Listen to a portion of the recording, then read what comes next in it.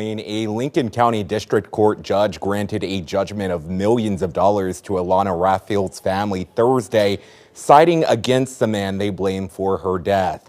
Her legal team tells me it could change everything.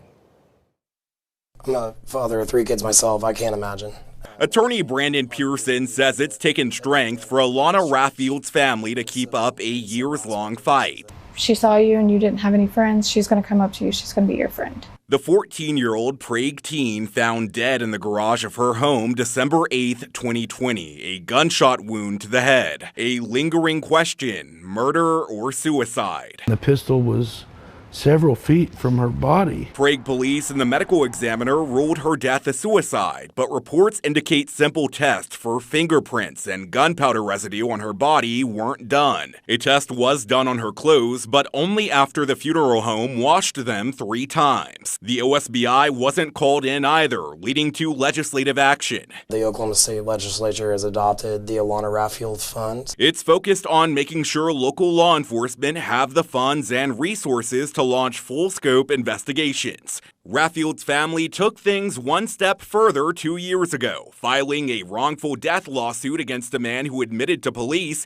he logged into her social media after her death to get pictures and send messages. We aren't naming him because even after all this time and assurance from the district attorney's office 2 years ago the case was still open, he hasn't been arrested on any criminal complaints. They were exhausted.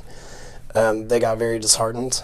The journey to civil relief, Pearson says, just as exhausting because his team couldn't get the defendant to show up. We had established everything that we needed to be granted a judgment under Oklahoma law. Pearson says the defendant did eventually attend a hearing Thursday, but a Lincoln County District Court judge deciding it was too late, granting Alaunna's family a judgment of more than $11.6 million.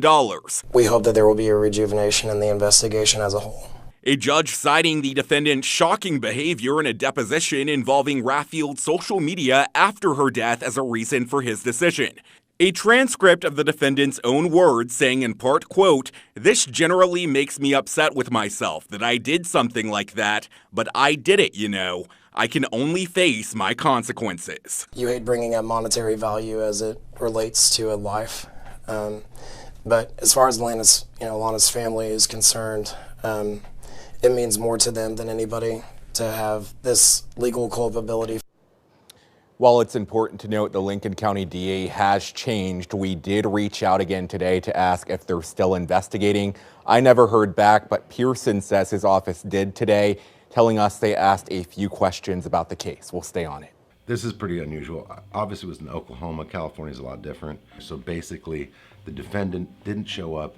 This is a default judgment, and they were just doing a prove up on damages, which they probably used an economist or any number of methods for running up the damages, but it was unopposed. So that's probably why it's basically a default judgment.